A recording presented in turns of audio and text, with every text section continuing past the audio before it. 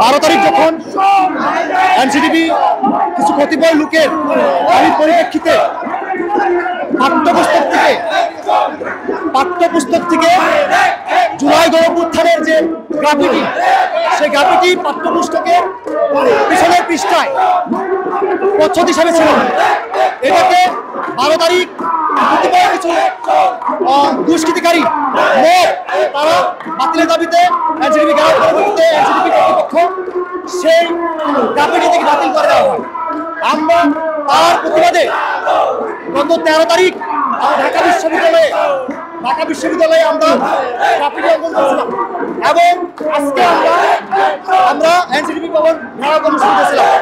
এই কর্মসূচিকে কেন্দ্র করে একটা উত্তেজনা করার জন্য, একটা হামলার পরিস্থিতি তৈরি করার জন্য, আন্দোলনকে ঘরে করার জন্য তারা আসলে এই কর্মসূচি, তারা পাল্টা কর্মসূচি দিয়েছে।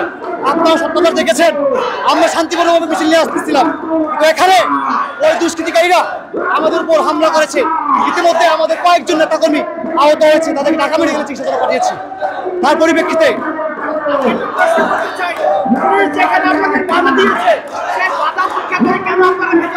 এখন বিষয় হলো, বাধা কাকে দিবেন? যারা সশস্ত্রভাবে আছেন, আছেন, তাদেরকে বাধা দেবো না। তারা তো আমাদের শান্তিপূর্ণ এটা আমাদের অস্তিত্বের অবশ্য, এটা আমাদের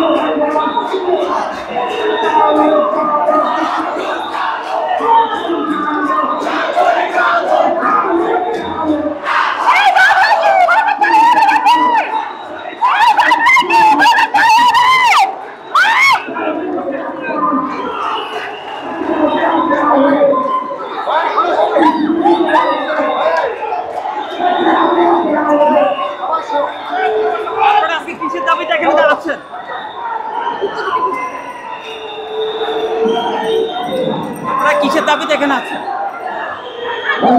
দেখেন, গত 12 তারিখে কিছু সাম্প্রদায়িক কুস্তির আন্দোলনের মাঠে যে চুলাই গ্রাফিতি, আদিবাসী শব্দ সংবলিত চুলাই গ্রাফিতি ছিল, সেই চুলাই গ্রাফিতি থেকে তারা পাঠ্যপুস্তক থেকে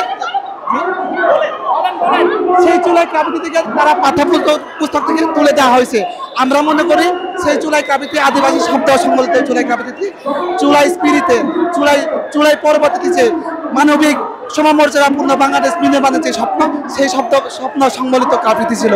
সেই গ্রাফিতিতে আদিবাসী শব্দ সংবলিত সাংবিধানিকভাবে বিগত সময়গুলোতে বাংলাদেশের যে মেন স্ট্রিম পপুলেশনের বাইরে অপর যে জনগোষ্ঠী ছিল, তাদেরকে সরে রাখানো হয়েছে। তাদের সম্পর্কে জানার কোনো পথ বাংলাদেশ সরকার দেখায় নাই। সেই পরবর্তীতে আমরা আশা করেছিলাম যে নতুন বাংলাদেশে আদিবাসী যে কোনো পদের মানুষ তাদের সম্মান স্বীকৃতি অধিকার নিয়ে বেঁচে থাকবে। সেই অধিকারের সাথে সাম্য মানবিক বার্তা বাংলাদেশ করার কথা বলতো নতুন প্রজন্মকে, বাংলাদেশের সকল শ্রেণীর মানুষকে তাদের সম্পর্কে তাদের জীবন বা শিক্ষা সংস্কৃতি জানার সুযোগটা করে দিতে হবে। সেই সুযোগ শিক্ষার শুরুটা ছিল চুলাই কাবিতি, যে কাবিতি পাঠ্য বইয়ে সংযোজন করার মাধ্যমে নতুন এক বাংলাদেশ বিনির্মাণের স্বপ্ন জাগরণ হয়েছিল। সেই স্বপ্নটাকে গত 12 তারিখের প্রতি কয়েক সাম্প্রদায়িক কুস্তি আন্দোলনের মুখে বাতিল করে দেওয়া হয়।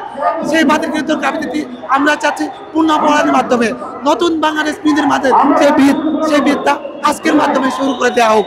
আমরা সেই কামনা করছি। সেই প্রেক্ষিতে আমাদের এই আন্দোলন। আমরা আমাদের যে হামলা হয়েছিল সে হামলার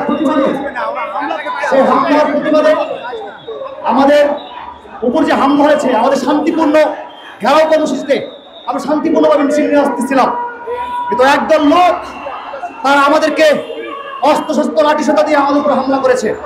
তার প্রতিবাদে আগামীকাল সারা বাংলাদেশে প্রত্যেকটি শিক্ষা প্রতিষ্ঠান এবং আদিবাসী অধ্যুষিত জেলাগুলোতে উপজেলায় আমরা বিক্ষোভ মিছিল ঘোষণা দিচ্ছি। তারপর আগামী 17 জানুয়ারি আমাদের উপর হামলা এবং এনসিডিপি কর্তৃক যে আদিবাসী কাপিনি, যে জুলাইয়ের কাপিনিটা মুছে ফেলা হয়েছে, বাতিল করা হয়েছে, তার প্রতিবাদে এবং আদিবাসীদের উপর হামলার প্রতিবাদে আগামী 17 জানুয়ারি আমরা প্রধান উপদেষ্টার বাসভবন যমুনা ঘেরাও কর্মসূচি ঘোষণা করছি। বন্ধুরা আমার, আবারও বলছি, আগামী 17 জানুয়ারি আদিবাসীদের উপর হামলা এবং আদিবাসী কাপিনি বাতিলের দাবিতে, বাতিলের প্রতিবাদে আমরা আগামী 17 জানুয়ারি প্রধান উপদেষ্টার বাসভবন যমুনা ঘেরাও কর্মসূচি ঘোষণা করছি।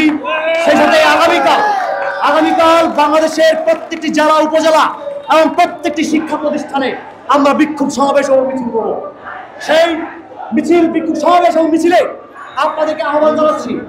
এবং আমরা আসার আগেই বলেছিলাম যে আমাদের উপর যদি হামলা হয় তার দায়ভার এই অন্তর্বর্তীকালীন সরকার, ডক্টর ইউনূস সরকারকে নিতে হবে। আমরা যারা আমাদের উপর হামলা করেছে তাদেরকে অবিলম্বে চিহ্নিত করে দ্রুত গ্রেপ্তার এবং শাস্তির দাবি জানাচ্ছি আমরা। অন্যথায় আমরা বলছি যে আগামী 17 জানুয়ারি আমরা ডক্টর ইউনূসের বাসভবন যমুনা ঘেরাও কর্মসূচি ঘোষণা করেছি। সেই কর্মসূচিতে সবাইকে স্বতঃস্ফূর্তভাবে অংশগ্রহণ করার আহ্বান জানিয়ে বিরুদ্ধে আদিবাসীদের